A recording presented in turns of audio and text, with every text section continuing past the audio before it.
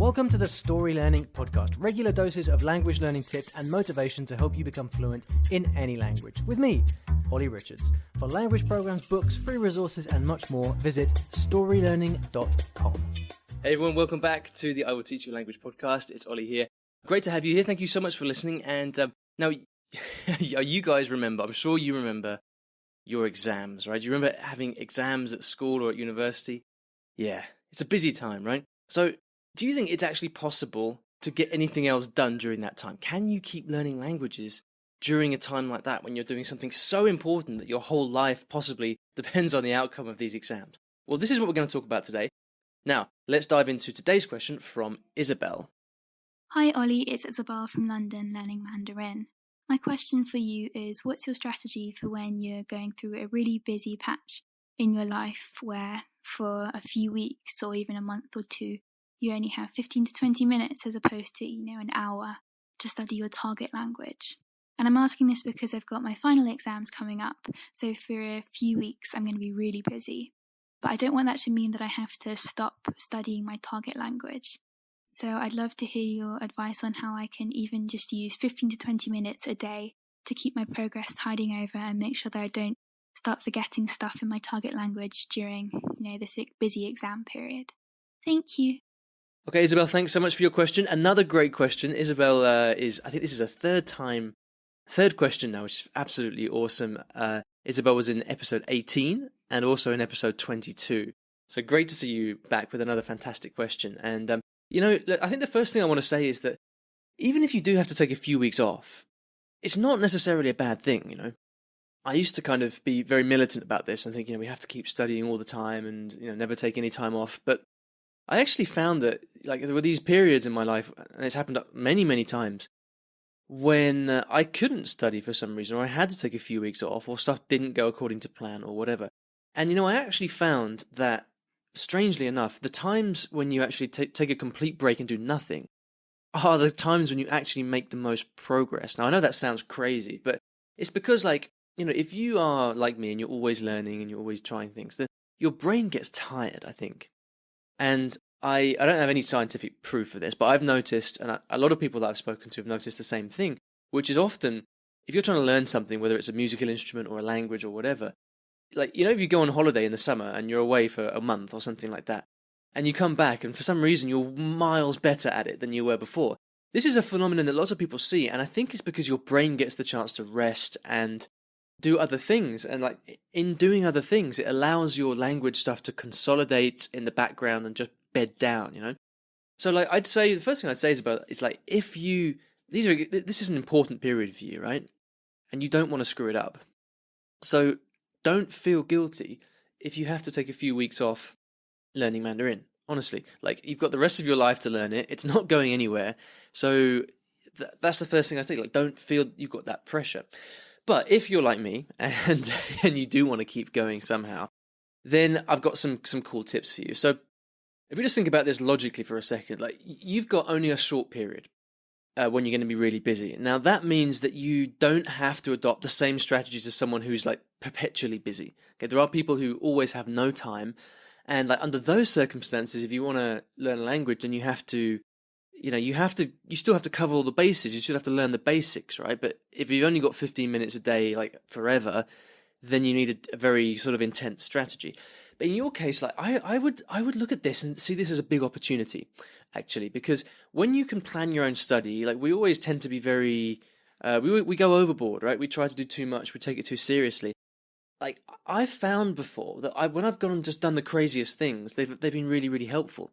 So I remember when I first started learning Cantonese, I tried to do far too much, and I got overwhelmed and I burnt out very quickly. And I went through a period of 3 weeks when all I did was to watch TV series from Hong Kong, and I sort of felt to myself at the time, I'm really slacking here. I'm really not doing a good job, but I just had zero motivation to study during that time. So I just watched TV series. I think I watched Triumph in the Skies For anyone who's familiar with that, I'll put a link to that in the show notes. It's the definitive Hong Kong TV drama. Anyway, so I just watched that every day for like 3 weeks, and I noticed after the end of that period, when I went back and started speaking again, that my Cantonese had kind of doubled in how good it sounded. And the reason was, I think, that I just spent a period immersed in this one thing, the kind of thing that I wouldn't have ever done if it was me choosing how to study. And so I've kind of, again, like I've become very skeptical of this idea that you always have to be studying at the top of your game and always planning the best way to study. I don't think it's the case. So the first thing I'd say is, look, during this time, first thing, go easy on yourself. All right, if you're not going to if you're going to keep studying somehow, then go easy on yourself and don't put too much pressure. I would do like one thing. Let's say that you've got a period of about 3 weeks. I would pick one thing that you're going to do to keep up your Mandarin. All right, so you get rid of what they call decision fatigue. All right, so you don't have to be every day wondering, oh, what am I going to study today? You just think, right, I need to do my one thing, right?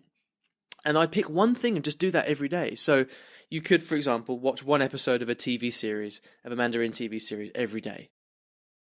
You could just say, right, I'm going to have 2 conversations on italki with my Mandarin tutor a week. Not a day, that would be too much. 2 or 3 conversations a week on italki, and that's all I'm going to do. I'm not going to study, nothing. That's all I'm going to do.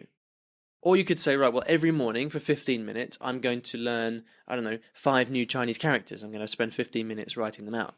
I would just do that, because I think you've got a lot more to lose by trying to do too much, right?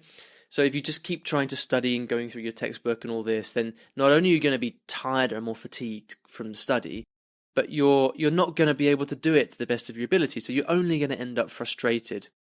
So pick one thing, pick like the craziest thing. Pick something that you haven't done for forever, like doing loads of listening or loads of writing out of Chinese characters, or something like that. Pick one thing and to say, right, for these 3 weeks, that's all I'm going to do. I'm not going to worry myself about doing anything else. And I guarantee you, if you go deep into this, what you'll find is that you will learn in crazy ways that you hadn't considered.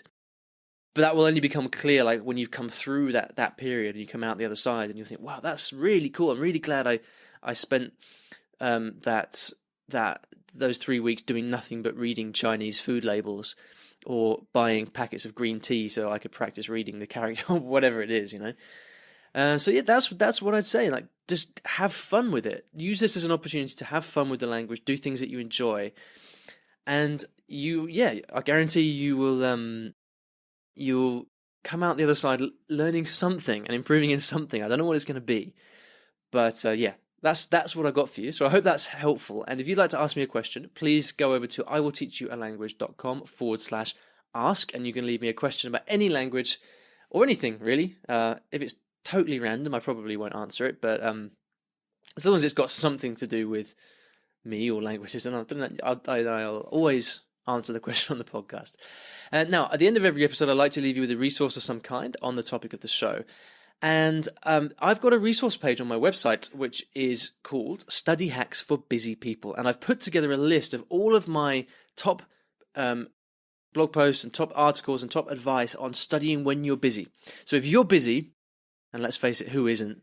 If you're busy and you're looking for ways to study more efficiently during your day-to-day life, then definitely go over and check out this post, because this resource page, because it's got all of the things that you need to figure out how to make the most out of your time, so that when you do sit down to study, you don't waste your time.